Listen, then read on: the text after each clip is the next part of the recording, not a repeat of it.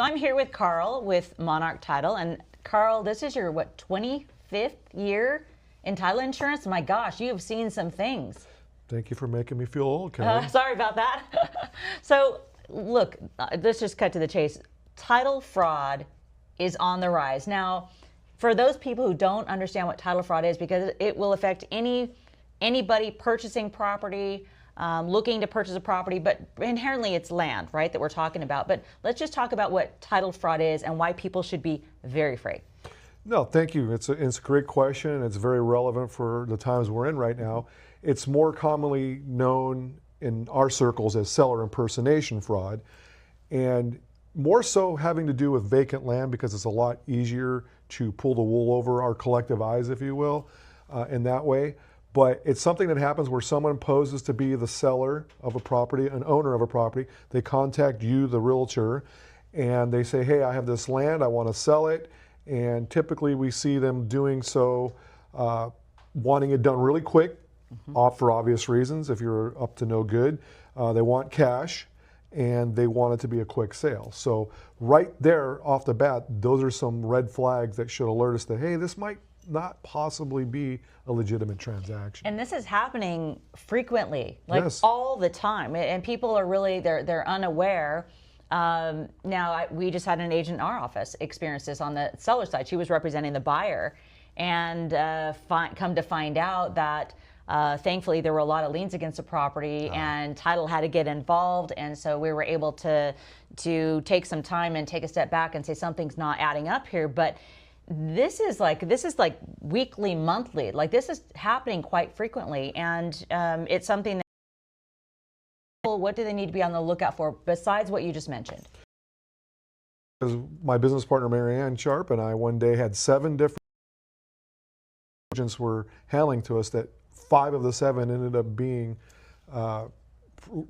illegitimate in our estimation. So, Wow.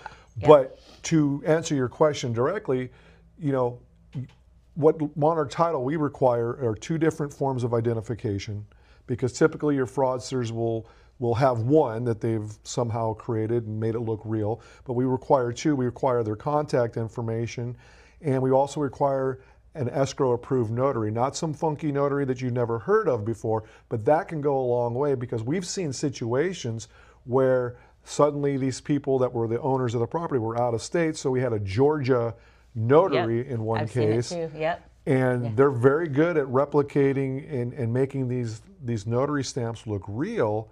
And so we're going to require the use of a notary that we know and we can trust to be a part of the transaction. And I think that in and of itself will go a long way.